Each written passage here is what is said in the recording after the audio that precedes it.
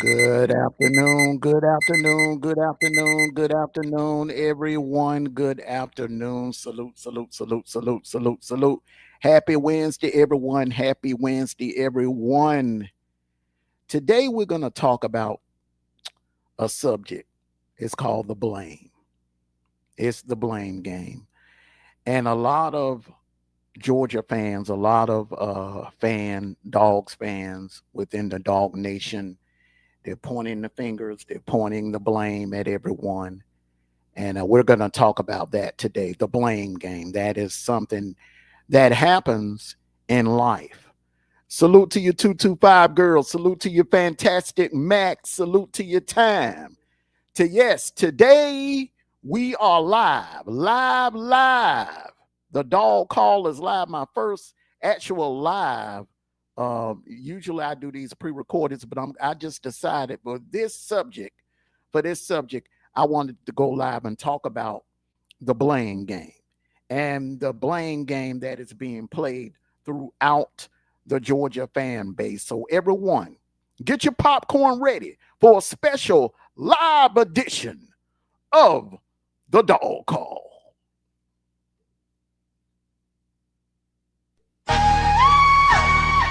To go top.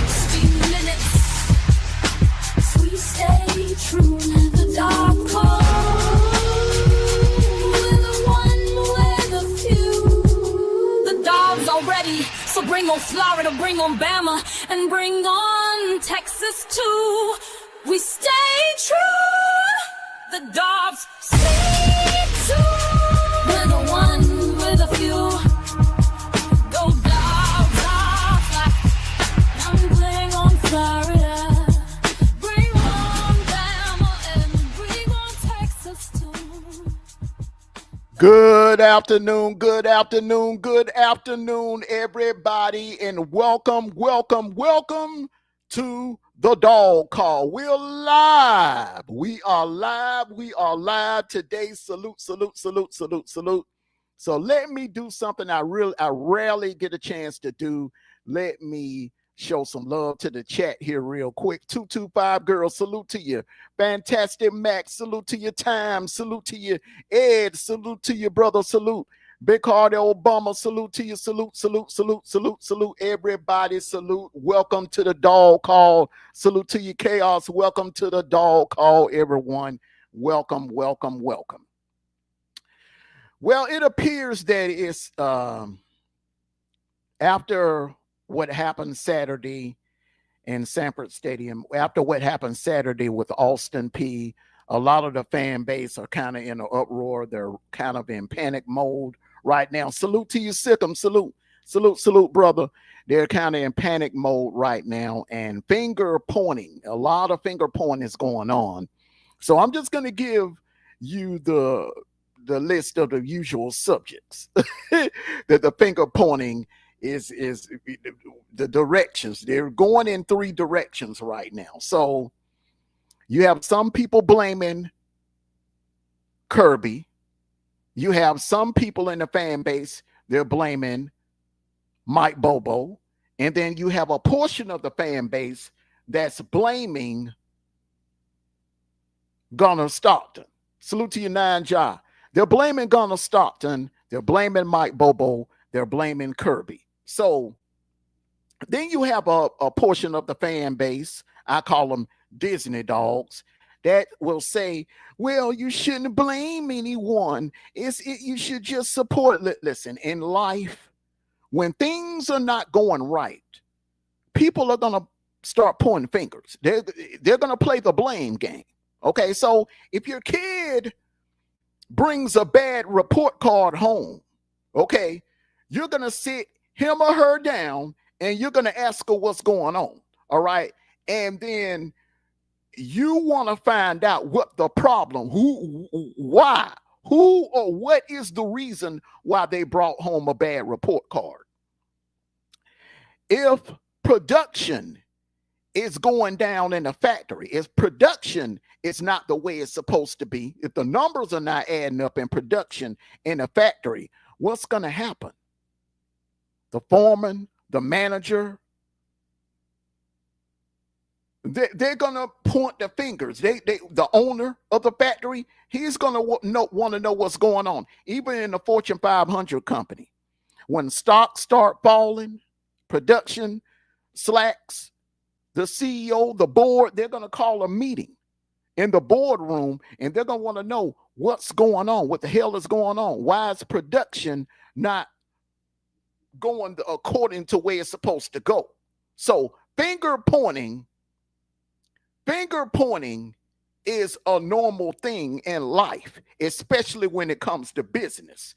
Now, we can support these players all day long. We can support the coaches all day long. I love my Georgia Bulldogs. Born and raised and gonna die a Georgia Bulldog fan. So I support all the coaches, all the players, not just the current ones, the ones that came before. I support all of them, from Dooley to Ray Goff to Jim Dunnan to Mark Richt to Kirby. I support them all, and I appreciate everything that they've done for the program, okay? But when things are not going according to plan, when things are not going right, and with the level of talent that we went into the transfer portal to acquire, and we are putting up lackluster performances against FCS schools and against bottom tier P5 talent, then something is not right. Something is not right. So some people, yeah, Ed, we're 2-0, but there's some issues going on offense. There's some issues going on offense. Chaos. The NIL is not really hurting Georgia like that, because Georgia is one of the blue bloods that got money and don't mind spending money. You got to remember, Georgia got that Delta money and we have that Coca-Cola money over here. So money is not a problem when it comes to the state of Georgia and when it comes to the University of Georgia. Money is not a problem. Now, once again, people are pointing their fingers in three different directions: Kirby Smart, Mike Bobo, Gunnar Stockton. Kirby is a defensive guy. Okay. Yes, he runs the program. He hires the coordinators or whatever. He makes the final decision. He's a defensive guy. Okay. Mike Bobo is an offensive coordinator. Mike Bobo is an offensive coordinator. Okay. He was brought in to where Todd Monken left off. He was supposed to keep things rolling. All right. Now, some people are blaming him. Some people are giving him a pass. Then you got some people that just want to point all the blame at Gunnar Stockton. And me personally, I'm going to tell you who I blame for the not just what's going on today, not just what's going on in the past 2 weeks, but also of what happened last year. And it's simple for me. I blame Mike Bobo. Now, is it all his fault? No. It's not his fault that the receivers were dropping balls last year. It's not his fault that the O-line couldn't stay healthy. So all of it is not his fault. But these bubble screens, these tired-ass bubble screens, bubble screen after bubble screen after bubble screen after bubble screen.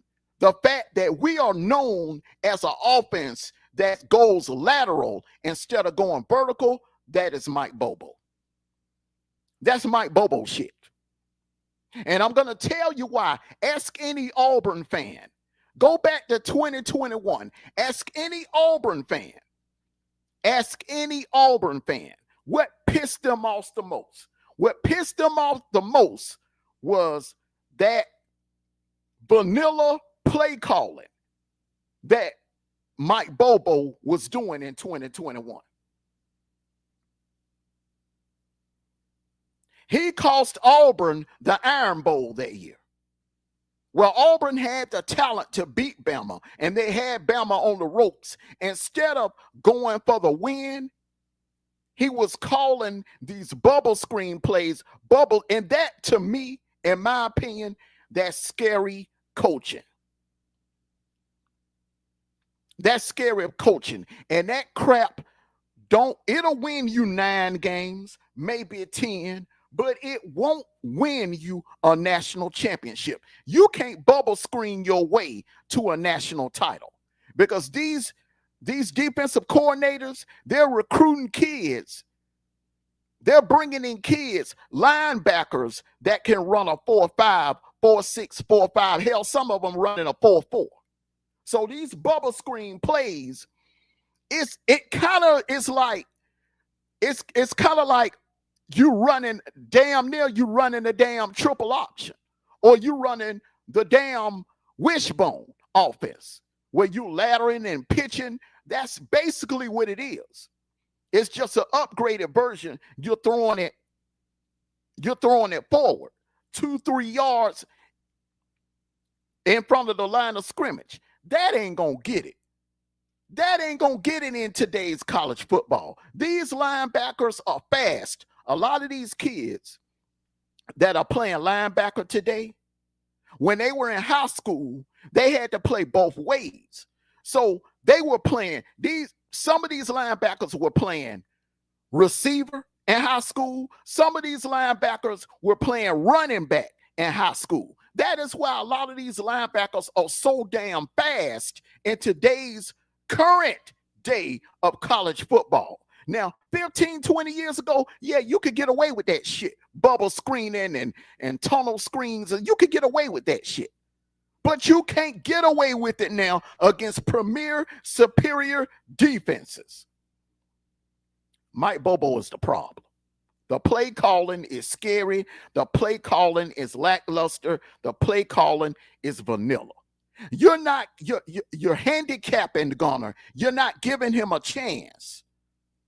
You're not giving him a chance to go downfield.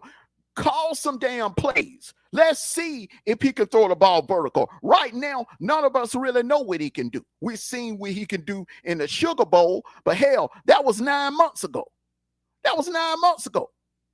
We want to see what he can do today. Now, if there's a problem, if there's something wrong, be honest. Be honest with the damn media. Say, hey, Gunnar has a shoulder problem. Hey, Gunnar has such and such problem. 225 girl said, I never had a personal beef with Bobo, but his play calling is outdated. It is outdated. It's outdated. It's Mark Rick.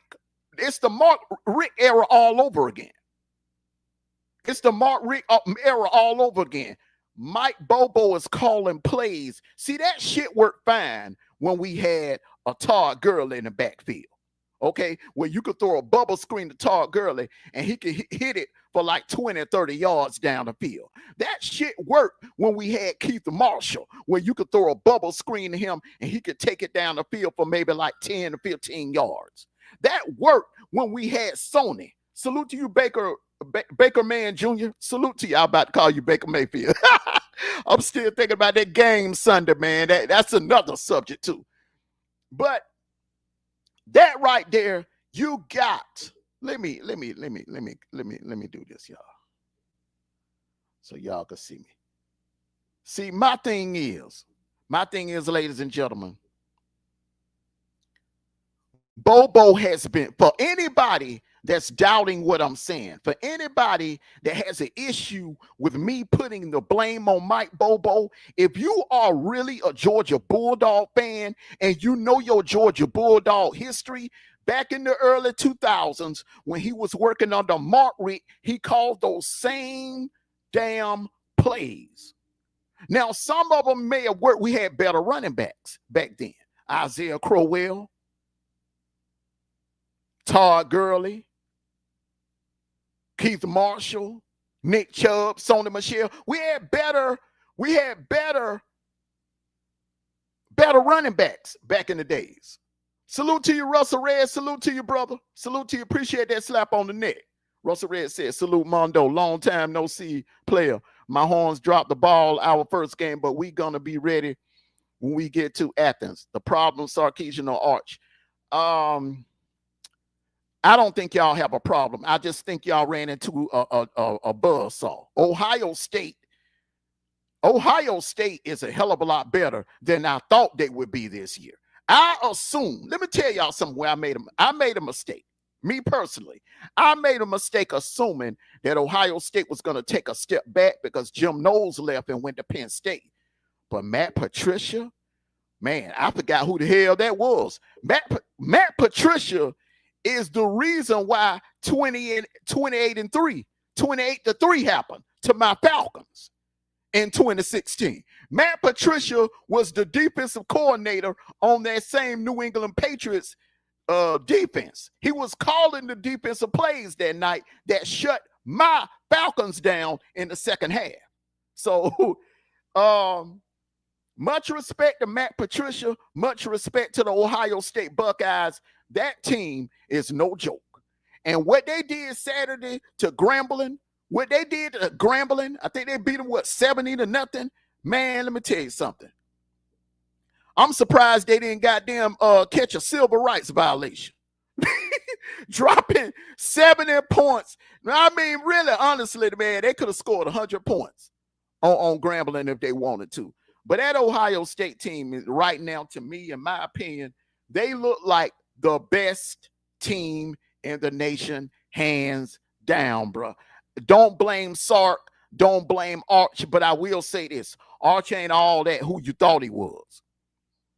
He needs to be developed a little bit more, and Sarkisian need to quit trying to turn him into Peyton Manning. He needs to let him be Arch. Let Arch be Arch. Now back to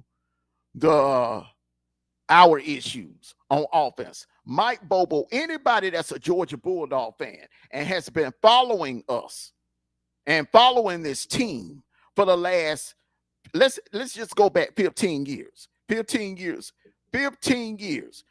Mike Bobo was calling those same plays.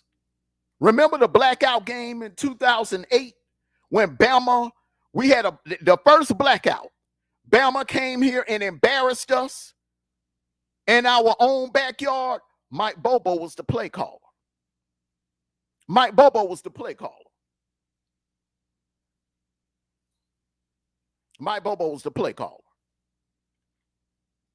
Remember that? Remember the South Carolina game? Salute to you, Black Sean. Remember the South Carolina game? Remember 2014? 2014, we should have went undefeated. Mike Bobo, those 3 games we lost that season, in the regular season, I blame it on Mike Bobo. Let's go back to the South Carolina game. Remember, it was raining in Columbia that night. And instead of handing the ball off to Tar Gurley, he had Hudson Mason to try to do a bootleg play, and he got sacked. Well, he threw a damn he got an intentional grounding call, and that pushed us back, and we ended up missing the field goal, and it cost us the game. Remember the Florida game? While Florida was being, Muschamp outcoached. He outcoached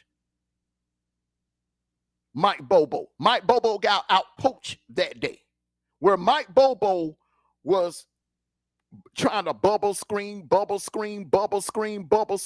instead of going vertical. Florida was bringing up their safeties. They were dialing up blitzes all day, and we lost the damn game. And let's not talk about the Georgia Tech game in 2014, where we went into halftime with a 2-touchdown lead, and Mike Bobo came out there being conservative, calling conservative plays. He's been calling those same dumbass plays. But his first time when he was in Athens, when he went to Colorado State, and when he went to Auburn, and when he went to South Carolina, the man is not a good offensive coordinator. I'm just hoping that we can win and maybe win a national championship in spite of him. But if he's calling the plays, it's going to be damn near impossible. He was about to, man, yes, he was conservative as a checkbook. I mean, look, man, anybody want to sit there, if anybody's sitting there pouring all the blame on Gunnar Stockton, you don't know your Georgia Bulldog history. You can't. I blame this mess on Mike Bobo. Now, people want to talk about, well, can't nobody say that everybody wanted to see what Gunnar Stockton was working with, and people were throwing Carson Beck under the bus. Carson Beck, let's just keep it all the way 100, okay? For those that want to sit there and defend Carson Beck, first of all, Carson Beck, salute to you, big boy Dooley. First of all, Carson Beck, he's a damn good quarterback. NFL ready, in my opinion. But he was all over the place. His head wasn't in the games last year. He was thinking about money, and he was thinking about that damn girl down in Miami. That's what his mind was, not on football. He was thinking about money. He was acting like a prima donna, okay? He was acting like a prima donna. Now, with that being said, he can't throw passes and catch. He can't throw the ball and catch it his damn self. The receivers were not helping him out. What we did this year, we should have did last year. We should have put some damn weapons around Carson Beck. We should have put some goddamn weapons around Carson Beck. Everybody knew, even expert analysts said we had no elite receiver on that damn roster last year. All of those guys are slot players. Dominique Lovett, Arian Smith, Dylan Bell, those guys, Humphreys, those guys were slot players. We didn't have anybody that could blow the top off a damn secondary. Not one player on that team. Not one player on that roster could blow the top off the damn secondary like what we got now. If Carson Beck was the starting quarterback for Georgia today, it ain't no doubt in my mind, we would have hung 50 or 60 up on Marshall, and it ain't no doubt in my mind we would have hung 50 or 60 up on Austin Peay. Why Carson left? Who had a problem with Carson? Allegedly, it was Mike Bobo. Mike Bobo had an issue with Carson Beck. They didn't get along. They used to butt heads. So that played a reason of why Carson Beck left Georgia. So nobody can sit there and just totally point the finger at Gunnar Stockton and just give Mike Bobo a pass. Because if it wasn't for Mike Bobo, Carson Beck would still be here at Georgia. Y'all hit that like button. Now, should Garner be held responsible and take some of the blame? Yes. Because as the starting quarterback, you're the leader, you're the general on the damn field. So you speak up, you go to Kirby and say, hey, look, I don't like the damn play calling.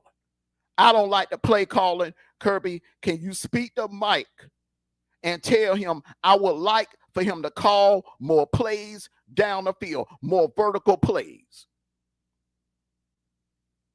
Because the thing with Garner, this is it for you. I'm going to be honest. We got Jared Curtis coming in next year, and Puglisi is on your heels. So this right here is it for you. This is it for you. If you do not produce, or if you get pulled, which I hope don't happen, because I think you got it in you. But if you do not produce Saturday,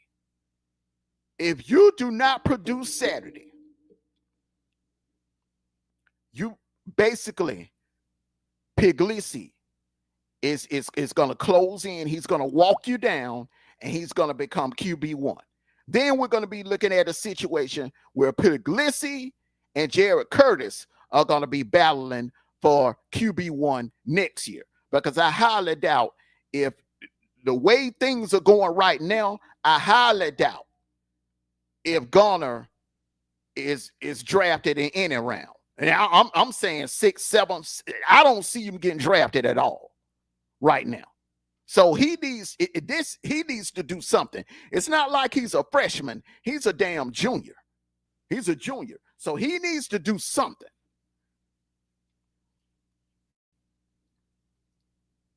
"225 Girl says, Bobo is benefiting from Georgia's stimulus package played and is friends with Kirby. But you know what, though? The heat. Now, I'm not saying Kirby is in no hot seat or anything like that, but he's going to start getting the Dabo treatment real soon here. Like what fans up in Clemson are asking Dabo, was it you or was it Brent Venables? The reason why we won those 2 national titles. Fans, if he don't win that third one, fans are going to start wondering, was it you, Kirby, or was it Todd Monken? That's what people are going to start wondering. People outside the fan base and people within the fan base. They're going to start wondering, did we win those titles because of Todd Monken, or did we really win them because of Kirby Smart? Because right now, they're giving Kirby the title of the greatest coach, the greatest active coach, the best active coach in college football. But I'm going to tell you, Ryan Day, he closing in. Ryan Day takes care of business against Michigan, runs the table in the Big Ten, win a Big Ten championship, and win another national title before Kirby gets his third. They're going to start saying Ryan Day is the best coach in college football. So I'm just telling you, y'all. I'm just telling you, we need to see Kirby get it done without Todd Monken. And I'm being totally honest. I just don't think Mike Bobo can get it done. I don't think Mike Bobo can. I just don't think I'm looking at the pattern. I'm looking at his history. I'm not just looking at this year, and I'm not just looking at last year. Can't nobody tell me that they don't notice a difference in Carson Beck last year and Carson Beck this year. I'm not just talking about better receivers around him. I'm talking about the deep balls. Because even in 2023, Carson Beck did not have a good deep ball. Most of his passes were like 20, 30, 40 yards, and you had Brock Bowers and Ladd McConkey, yards after catches. This year, he's slinging the ball down the field like he Dan Marino or somebody. He's looking like Dan Marino. Josh Allen. He's playing long ball this year. Why is that? Why is it that Carson Beck can go all the way down to Miami? Salute to you together. Salute to you. My beautiful Wolfpack sister, salute to you. Why is it that Carson Beck can go all the way down to Miami and throw deep balls on a dime, and he couldn't do that here? I'm just looking at the pattern. I'm just looking at the pattern.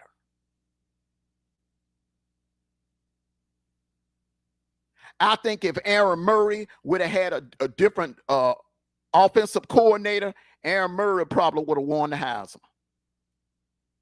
There were times that Mike Bobo called plays that made Aaron Murray look bad. He has a habit of calling plays at the wrong damn time. But I'm just saying, Saturday, Tennessee has a defense. They got some fast linebackers. And come Saturday, that bubble screen shit, that side lateral bullshit, it ain't going to work against Tennessee. He going to have to go vertical. Just like a wise man once said, you play to win the game, you coach to win the game. Let's see if the kid can throw the damn ball down the field, because we got elite receivers. There's no excuse about, well, we ain't got no receivers that can catch the ball. That's a damn lie when it comes to this year. Zachariah Branch, Kobe Young, Noah Thomas. They're all licking their chops to get a chance to make plays down the field. But hell, they can't goddamn throw the ball to themselves and catch it at the same damn time. They need an offensive coordinator with the balls to call the plays and the quarterback to throw the damn ball down the field to him. This notion that Garner is choosing to check down and Garner they're sending plays into Garner where Garner can throw the ball down the field and he's choosing to go with bubble screens and check. I don't believe that. Hell, Bobo ain't even using the tight ends properly. You're absolutely right, 225 girl. Bobo is not even using the damn tight ends this year. He's just came in. Now, in 2023, the only reason why we went undefeated is because Kirby made damn sure that Mike Bobo called plays and he used Todd Monken's playbook. But last year, that bullshit ass plays he was calling last year, that wasn't none of Todd Monken's. That didn't come out of Todd Monken's playbook. That was Mike Bobo's playbook. That bullshit ass playbook he was using when he was here with Mark Richt.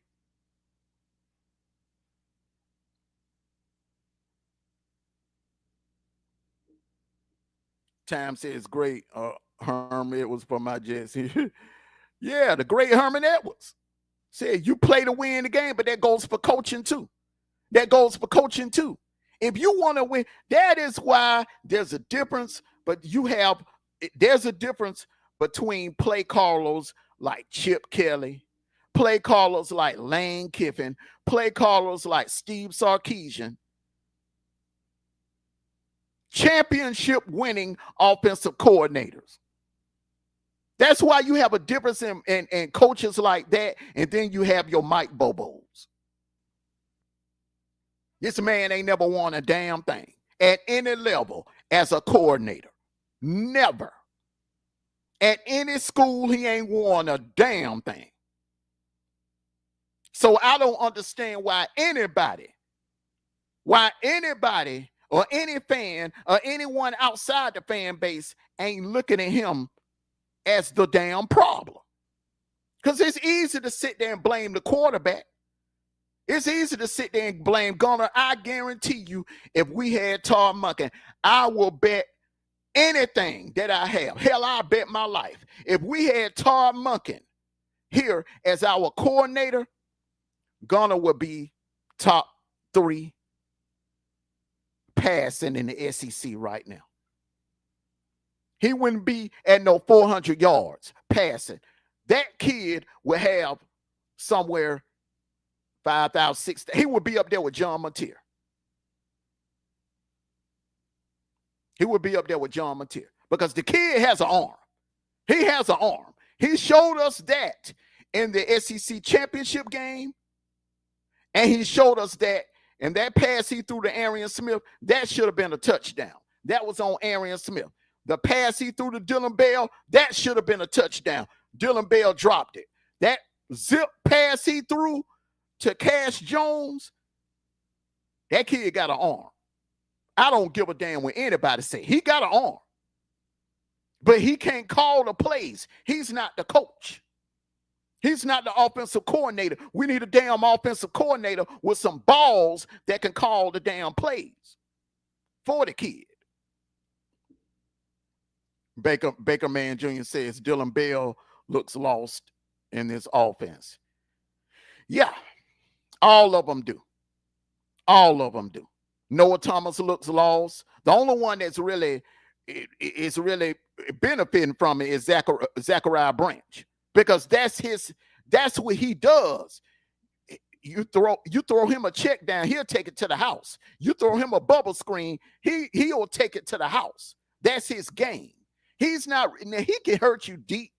The guys that get you deep are Noah Thomas, Kobe Young, and Taylor, the freshman. Those will kill you deep.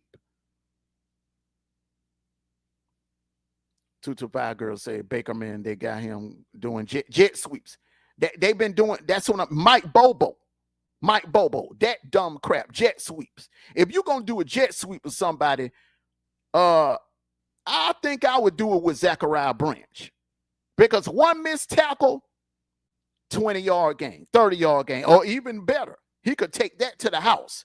Remember Kirby's first year when he brought Jim Chaney in? We had Isaiah McKenzie. We ran jet sweeps with Isaiah McKenzie. Isaiah McKenzie would take it to the house. Mike Bobo has weapons and don't know what the hell to do with them. Just like in the past, he's had weapons, didn't know what the hell to do with them. Go back to that SEC championship game in 2023. There's no reason why we should have lost that game. We were the better team. We had more weapons. But he didn't have the balls to call the plays against Bama in that SEC championship game. He didn't have the balls to call the plays.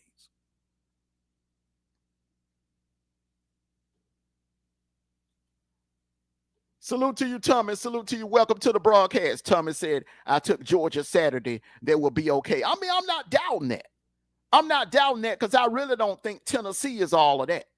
I really don't. And you Tennessee fans that are gaslighting yourself and making all these big plans, talking about when you win, you're going to storm the field. They're already talking about how they're going to storm the field and how they're going to take the goalposts and dump it in the Tennessee River when they beat us. I'm telling you, Tennessee fans, you're not storming no field. You're not the one that I'm actually worried about. I'm nervous about this game, but I'm not worried about this game because I know what we got on defense. And we really don't know what Joey Aguilar can do. We don't know. Y'all, Syracuse ain't who they were last year. 70% of their team is gone. They got new players. Syracuse had the same issues that Marshall had. That's practically a brand new damn team. That ain't nowhere near the team that Syracuse had last year. Georgia just had to establish the run game, and that's going to be the key Saturday, the run game. That's one thing that I'm very confident about. That run game. Our run game has improved. It's like night and day compared to last year. And I'm going to talk about that here shortly, the run game. If Monken was there, and I'm saying it out loud, I have no doubt the Dogs will have three-peated. Hell yeah. Hell yeah.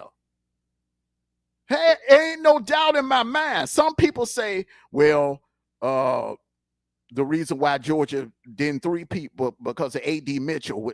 Look, if Tom Monken would have been up in that booth calling plays instead of Mike Bobo, it ain't no doubt in my mind we would have three-peated. Because we would have been the ones going to the Rose Bowl to play Michigan, and we would have beat that ass, and whoever the winner between Washington or Texas, it didn't damn matter. We would have whooped their asses too. We were the best team that year. That is one time I can say the best team did not win a national title. We were the best team in 2023. And can't nobody dispute me on that. We just bad play calling in the SEC championship game.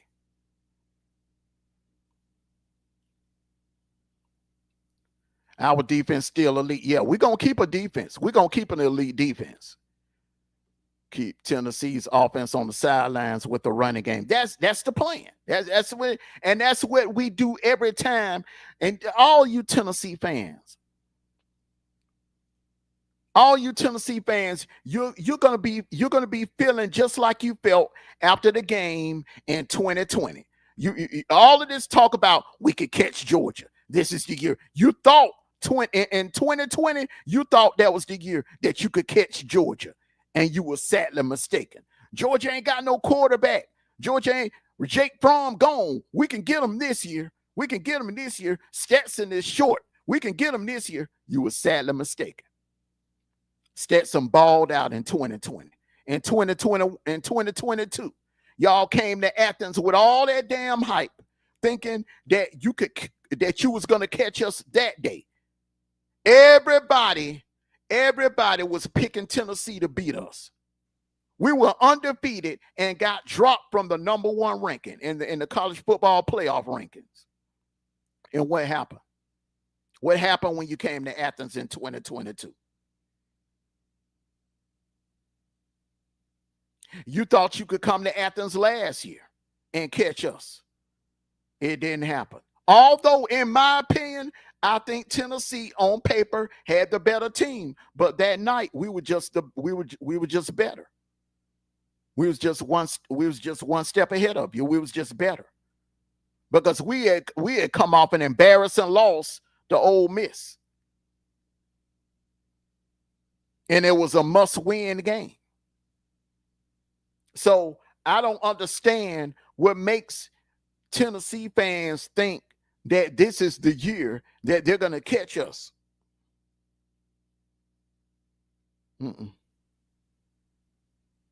Dylan Sampson ain't walking through that door. Jalen Hyatt ain't walking through that door. Now, Matthews and Brazel, they're nice. Chris Brazel and Mike Matthews, those kids are nice. But they going up against one of the best secondaries in the nation. Everett, Robertson, Harris. They going up against a no-fly zone secondary. So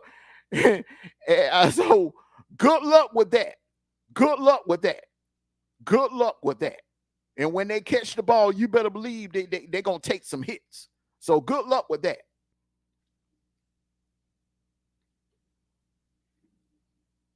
"225 Girl says Tennessee want to win another Super Bowl because they won't ever win. And yeah, they're gonna treat it like a Super Bowl. But here's the thing. All the pressure's on Tennessee because they're building it up. They are making all of these lofty. They're creating all these lofty expectations for themselves. You got all these Tennessee podcasters, all of these Vols podcasters making all these predictions. You got one fool talking about they're going to blow Georgia out. We'll see. Good luck with that. My concerns about this topic is games, this Saturday's game and games later on down the line. The game against Kentucky, the game against Bama, those concern me. The game against Auburn, when we go to Jordan Hare, which I think, in my opinion, I think Auburn is a bigger threat than Tennessee. And everybody's going to find that out next week when they line up against Oklahoma. That Auburn team is a hell of a lot better than a lot of people think right now. And I think Tennessee is being hyped up a little bit too much. I think they're being hyped up a little too much right now. I don't think Tennessee is that damn good, because they almost blew that lead against Syracuse. And when Syracuse just barely beat UConn, barely, just by that much, barely beat UConn. So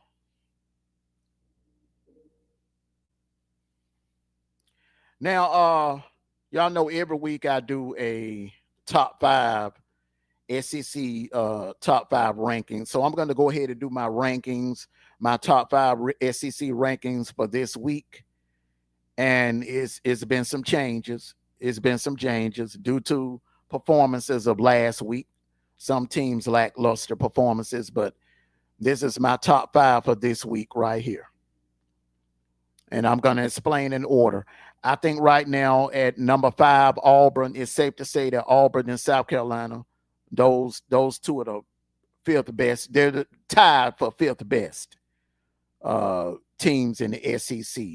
Now, all of this is about to play itself out, because South Carolina is going to be hosting Vandy this Saturday night in Columbia, and Auburn we got a showdown with Oklahoma next Saturday. So all of this is going to play itself out. Texas, pretty much, they have an easy road. They got UTEP this Saturday, and then they should definitely take care of business. They got one coming up soon with Florida. They got to go to the swamp in a couple of weeks in Florida. We're gonna find out what Florida is made of, because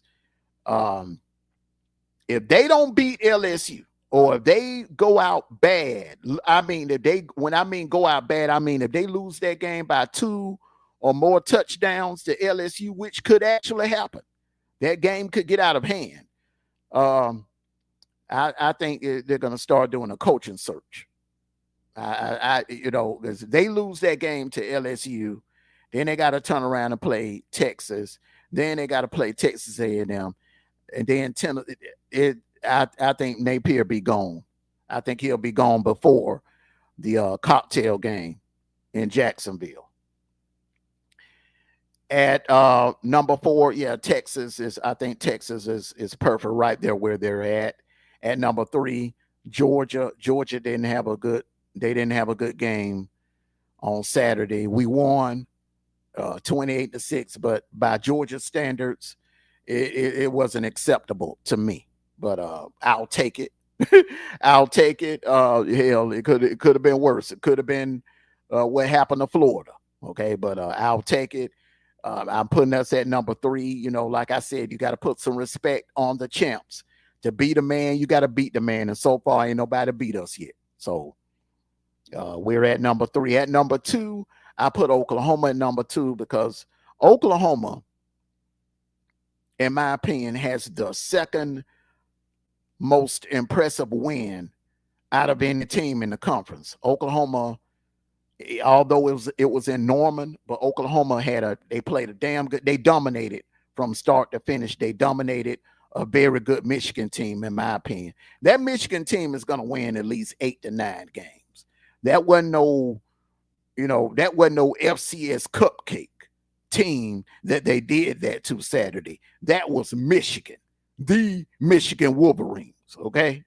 And remember, they still have some players on their team from that 2023 national championship team. So Uh, put some respect on Oklahoma. I got them at number 2 and at number 1 for the second week in a row. The LSU Tigers, they still rolling. They got a tough assignment.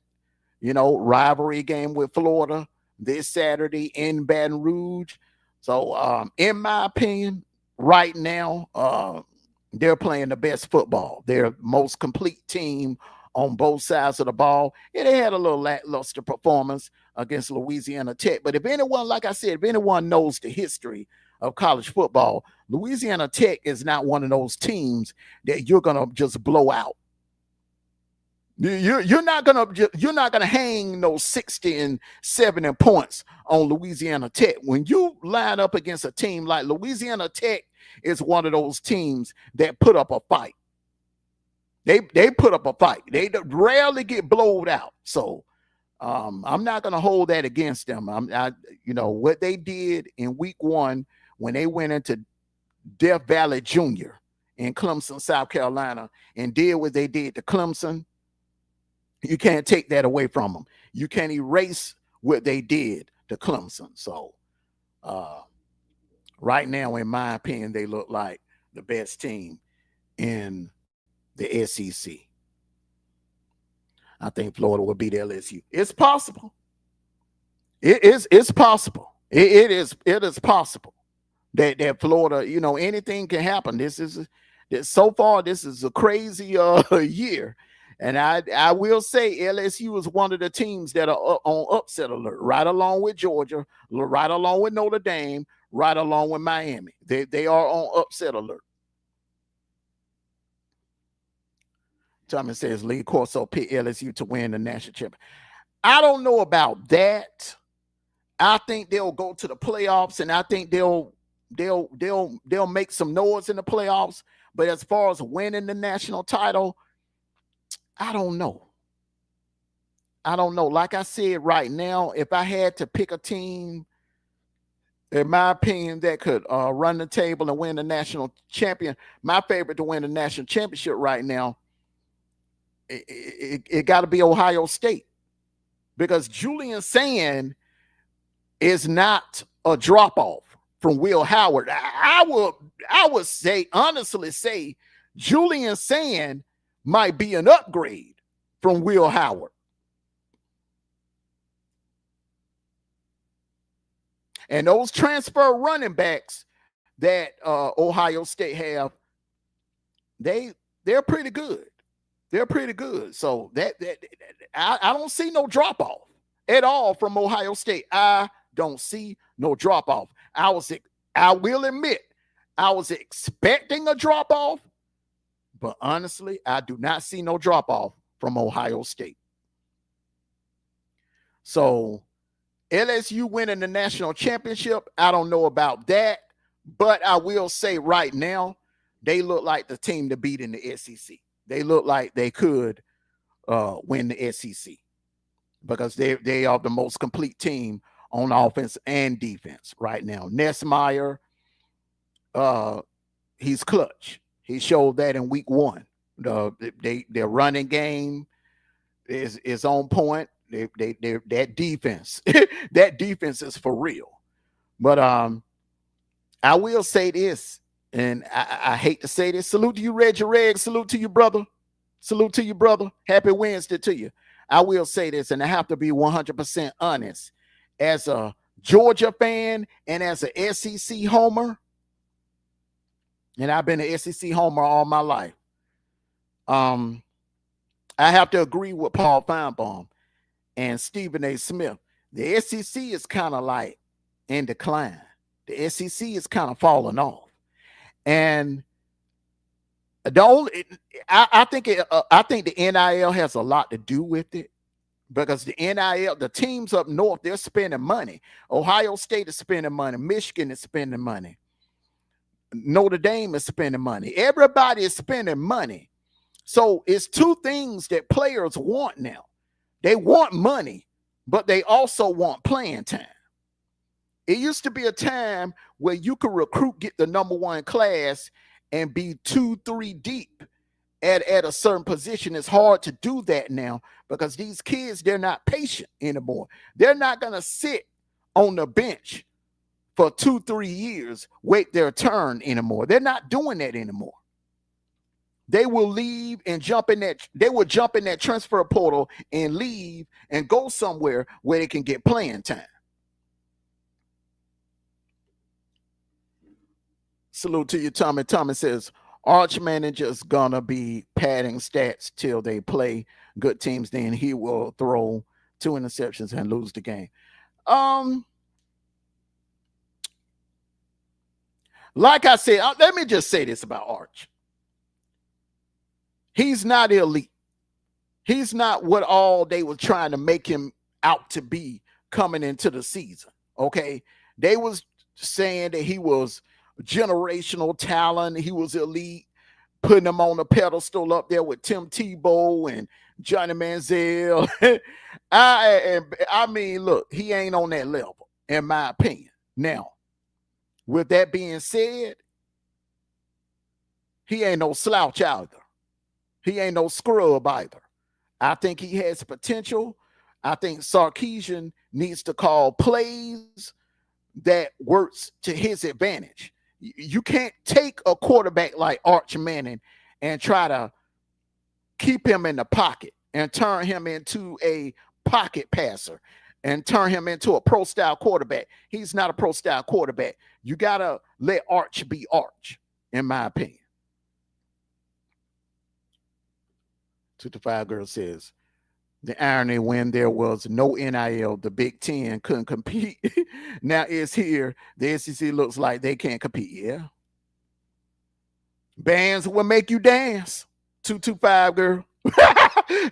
them bands will make you dance. And them bands, a kid can grow up a Georgia fan, have posters of Todd Gurley all over his wall and posters of Aaron Murray all over his wall.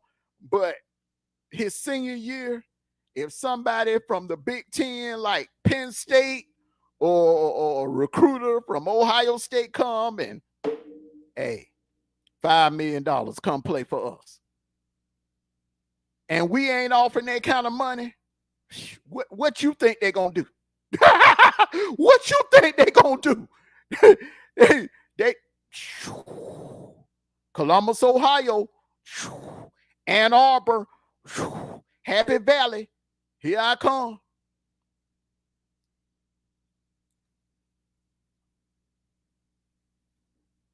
It's a business now. And see, we as fans got to realize that college football ain't just about the love of the game like it was back in the Herschel Walker days and the Tim Worley days and the Eric Zier days and the Garrison Hurts days and the Terrell Davis days, where kids will come here for the education and for the love of the sport and the love of the school and the love of the team. No, it's right here playing a big part in it.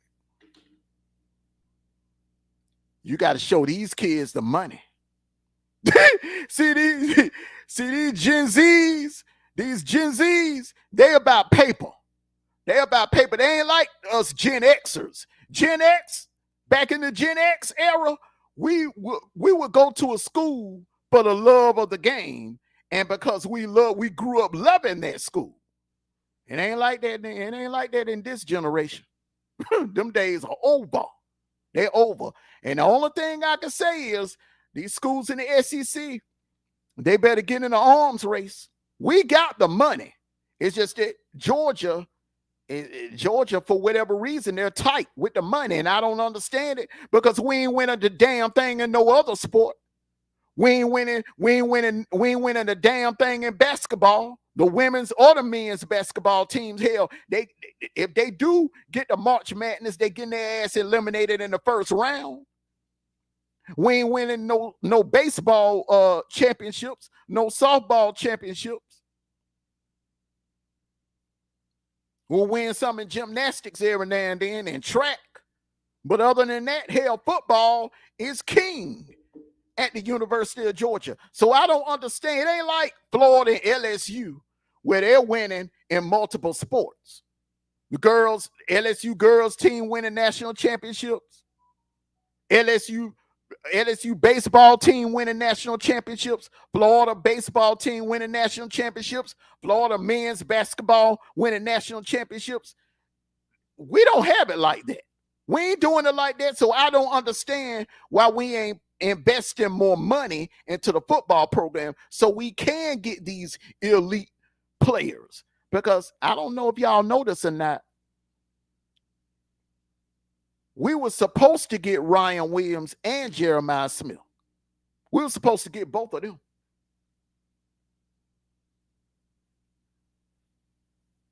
We were supposed to get both of them. But for whatever reason, Kirby and them, they didn't come with the money. Justice Terry, Jackson Cantwell, prime examples. They grew up loving Georgia Bulldogs. They grew up loving they had posters of Todd Girl on their wall. They had posters of Nick Chubb on their wall. They grew up diehard Georgia Bulldog fans.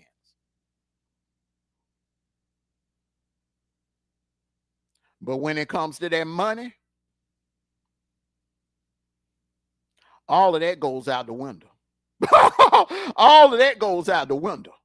You put $3 million, $5 million in front of a kid, a $5 million check in front of a kid.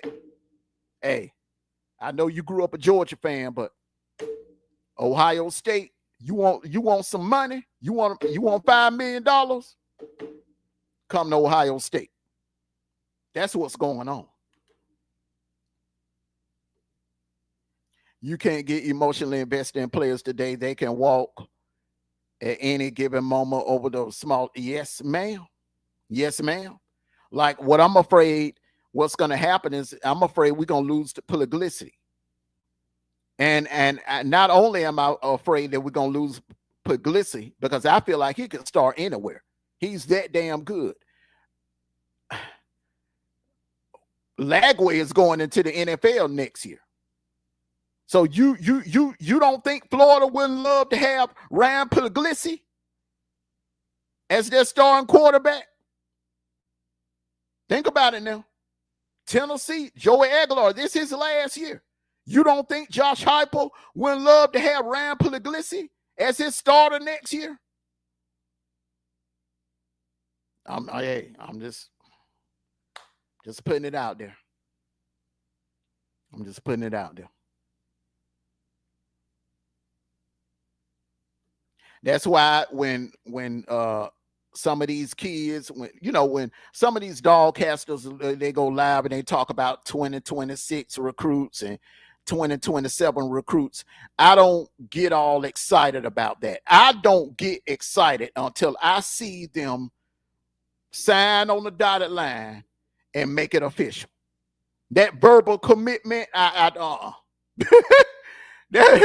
verbal commitment don't mean a damn thing until they actually sign and enroll and put that damn Georgia jersey on. Just like the ones we got that came in 2025, I didn't get excited about none of them until I saw them with a Georgia uniform on in the G-Day game. That's when I said, okay, all right, it's real. We really got them. Because these kids, man, they're flipping a heartbeat, especially when it comes to money. They're about them dollars. Kirby did say relationships over transactional. I get what he means, but how much longer can he hold on to that philosophy? Is no different than Dabo philosophy. Exactly. And I think that's what may end up costing him future national championships. Because like I said, Carson Beck, look, you go get Noah Thomas, Zachariah Branch. You know you got Taylor. You got Taylor coming in. You got Elias Williams coming in. Kobe Young was coming back. Kobe Young, all charges were dropped. Kobe Young was coming back. You know you had all them damn weapons. Ain't no way in the hell I would have let Carson Beck walk out that door. Ain't no way in the damn hell. Ain't no way in the hell. Ain't no way in the hell I would have let Carson Beck walk out those doors. No way. Not with all this talent that we have coming back at receiver. Mm-mm. Can y'all imagine how good this offense would be if Carson Beck was still here? You see, one thing about it, when you come over here to the dog call, I'm not gonna give you no PC talk, okay? Because I'm not controlled by corporations. All right. I fund my own podcast. Okay. I fund this my damn self. I'm pushing the money behind this. I don't have no corporations using me as a puppet, giving me a script to read out to y'all and tell y'all things just to make you feel, and come on here and lie to you just to make you feel good. No, I'm going to come on here and tell the damn truth.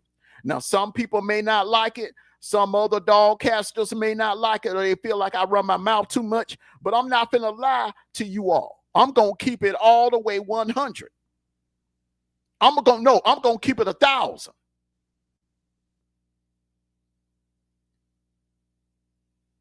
I'm going to keep it 1,000. If Carson Beck, look, listen, yes, there were some issues last year. We had problems on offense, but it wasn't all Carson Beck's fault. It was not all his fault. Some of it was, but it was not all his fault. Some of the blame on Mike. But the thing about Carson Beck, you got to call vertical plays. He don't like that bubble screen shit. I've been watching Miami for the last couple of weeks. That offensive coordinator, his playbook, the plays he called are very creative. He don't call that bubble screen bullshit. That outdated playbook that Mike Bobo uses. That was one of the issues that Carson Beck had last year.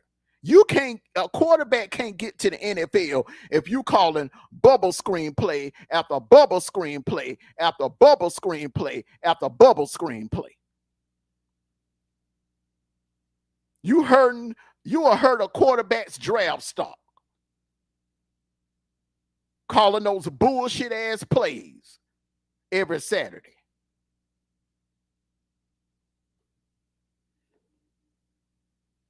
See, when I go live, I'm going to keep it raw and real over here. So I hope no one gets offended. I hope none of you all get offended. I'm just keeping it raw and real over here. But that's just, hey, it is what it is. Now, do I think, have I given up on Gunner? No. Some people have given up on Gunner. I have not given up on the kid because I know the kid got talent. I think he's being held back. I think he's being handcuffed by Mike Bobo. And the reason why, because Mike Bobo has done it to other quarterbacks that we've had. He did it to Hudson Mason. He did it to Aaron Murray. He did it to Matthew Stafford. And he also did it to Carson Beck. He handcuffed Carson Beck. He has a pattern. He went to Auburn. Bo Nix transferred. That was the reason why Bo Nix transferred. He transferred because Mike Bobo. He didn't like the play calling that Mike Bobo was doing. Ask any Auburn fan. Ask any Auburn fan. Bo Nix did not like the play calling, so he went to Oregon. And the rest is history. He's in the NFL. Do you honestly think if Bo Nix would have stayed at Auburn with Mike Bobo as the offensive coordinator, do you honestly think that Bo Nix would have got drafted into the NFL? No. No. No. So, everyone, hey, like I said, I hope I didn't ruffle any feathers. I hope I didn't step on no toes, but it is what it is. Like, like I said at the top of the show, have I given up on Gunnar Stockton? No, I have not. I would never give up on any Georgia Bulldog. But I'm just saying, I think it's an issue. I think it's an issue. The play calling is the issue. I think that is the root of the problem. In my opinion, I believe the root of the problem is Mike Bobo and that dumb play calling that he does. Now I'm gonna be honest with you. If anything short of 10 wins this year and a trip to the playoffs, I think Mike Bobo is either gone or he's gonna get demoted.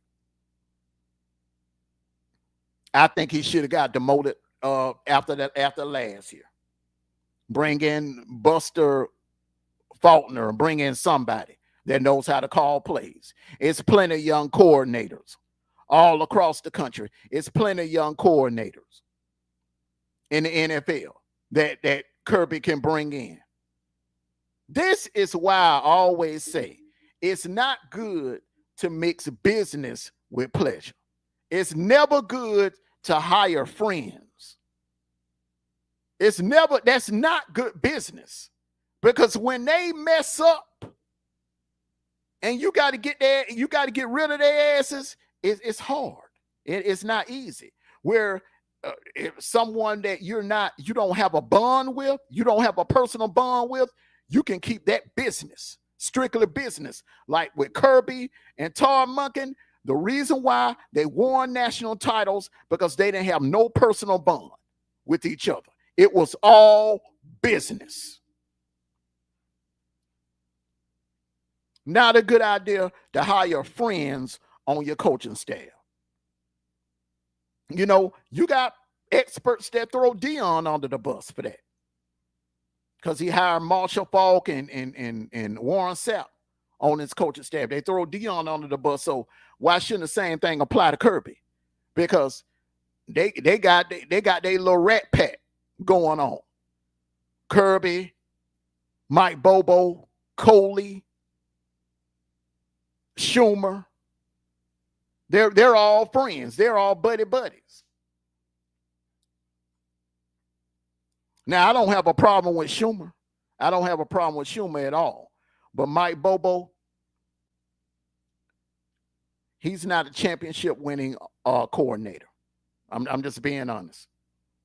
This man has been an offensive coordinator for damn near 20 years and ain't won a damn thing.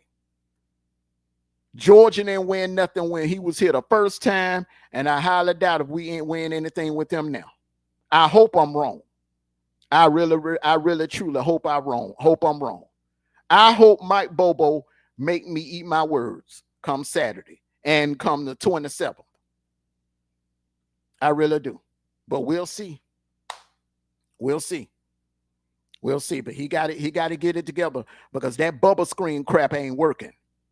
It ain't working because these SEC defenses have improved. And don't think Kentucky is going to be a breath of fresh air or a break, because everybody knows Kentucky should have beat us last year. So we got some gauntlet. We got a gauntlet coming up.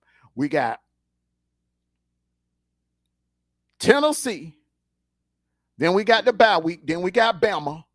Then we got Kentucky. And then we got to go down to Jordan-Hare and play Auburn. Then we got Ole Miss. Mississippi State ain't going to be no easy cakewalk either. Ask Arizona State about Mississippi State. We ain't really going to get a chance to actually breathe until Charlotte, when we play Charlotte. But all the games in between, starting this Saturday, between September the 13th and in November when we play Texas, Mike Bobo got to have that offense together. He got to have that offense together. He got, now some people saying that we sandbagging and that we sandbagging because we don't want to put anything on film. I really hope so. But I'm just looking at the pattern. I'm just looking at Mike Bobo's play calling, the pattern, how he's called plays over the years. That's what I'm looking at. Coley was the OC before Monken came. Yep, in 2019. I remember that Kentucky game, that night when we played Kentucky, and fans were booing in Sanford Stadium because we kept going 3 and out. Yeah, I remember Coley. Now, I will say he called a hell of a game in that Florida game down in Jacksonville in 2019, where everybody, nobody gave us a chance in hell of winning that game. Coley called the game of his life. He called the game of his life. Perfect game. I will give him that. And the Tennessee game also that year in Neyland. He called a damn good game against Tennessee. So those, I will give him that. And the Notre Dame game. But Coley, in my opinion, some people may disagree with me when I'm about to say. In my opinion, Coley was a better play caller than Mike Bobo. Mike Bobo is the worst play caller that we've had since Kirby has been here, in my opinion. I'm just saying. I like Chaney's play calling better. I like Coley's play calling better. Todd Monken was the GOAT. He was the best play caller ever in UGA history, in my opinion. But Bobo, terrible play caller. Terrible play caller. It ain't no accident that he ain't never won nothing at everywhere else he's been. So just keep that in mind, everyone. And with that being said, everyone, I done vented. I done went on my little rant, did my top 5, SEC top 5 for this week 3. I did my little rant, and look, listen, that's just my opinion. We all are adults. We all are grown. We all have a right to our opinions. I'm not gonna throw anybody under the bus because they disagree with me or they have a different opinion than me. That's what I love about America. We can all disagree to disagree. At the end of the day, we all want the same thing. We all are Georgia Bulldog fans. We all love our dogs at the end of the day. We just have a difference of opinion on how or what route they should take in order to achieve their goals. So it doesn't make anybody any less of a fan. I would never say the next man is a lesser fan than me. And I would never say that I'm more of a fan than the next man just because I have a difference of opinion. It's just my thoughts, my opinion. Like everybody else, it's their thoughts, their opinions. Like I said, at the end of the day, we're all Georgia Bulldog fans, and we all love our dogs at the end of the day. And we all want what's best for them. And like I said, this is not, I'm not throwing Gunnar Stockton under the bus, or I'm not throwing Mike Bobo under the bus. It's just, listen, I'm just calling it as I see it. When it comes to Gunnar, the last 2 games, I'm just calling as I see. I really think the kid is being held back. I think if more vertical plays were being called, I think the kid would produce if given a chance. You never know what a person can do unless you give them a chance. We can sit here all day and speculate, oh, he can't throw down the field. He can't throw any passes 20 yards over, but we don't know. We don't know what he can do. We don't know. But the man that's calling the plays, he has to give him the damn opportunity to throw the ball downfield. It is what it is. He's the quarterback. He ain't the damn offensive coordinator. But, hey, I digress. Hey, like I said, I'm just a fan and a podcaster. I'm not the head coach. I'm not a coordinator. I just call it as I see it. I just feel like, it wouldn't hurt to call some vertical plays for this kid and let's just see what he's working with, because we all know what he did in high school. We all seen what he did in that SEC championship game, and we all seen what he did in the Sugar Bowl. He got an arm. Let's Mike Bobo, let's see what he's working with. But, everything I spoke on today is how I'm feeling today. That's how I'm feeling today, September the 10th. That's how I'm feeling today. Hopefully, and I'm hoping and I'm praying that Mike Bobo and Gunnar Stockton make me eat my words. That'll be one time I would love to come on here and give a big-ass apology on Sunday. Sunday afternoon or Monday morning. So with that being said, everybody, let me get ready to get on up out of here. Y'all make sure y'all hit that like button. Thank you all for coming out, showing your support to me. I don't get a chance to go live on these dog calls too often, but when I do, I try to take it a little longer and make it a little bit more raw and uncut. So this was a rant. So this wasn't something that I could pre-record. I had to go live on this one. So shout out to everyone. Salute to everyone. Enjoy the rest of your Wednesday. Salute to you, 225 girl. Thank you as always. Everyone, peace and blessings. Hey, it's show and tell. Saturday is going to be show and tell. It's going to be show and tell. So with that being said, hey, see you all Saturday morning on the kickoff show. I'll be on the War Eagle Zone over there with my bro D Troop. He's an Auburn fan. He's a diehard Auburn fan. His show, the War Eagle Zone. For those of you, if you don't have anything else to do, pull up over there and chop it up with us. So everyone, peace and blessings. Hey, take care of yourselves and each other. Drive safe. Get home safe in that traffic. And like I always say, one last thing. No matter what, win, lose, or draw, from the cradle to the grave, it's always gonna be go Dawgs! Sick 'em! Woo, woo, woo, woo, woo, woo, woo. Enjoy the rest of your Wednesday, everyone. Thank you. To the top.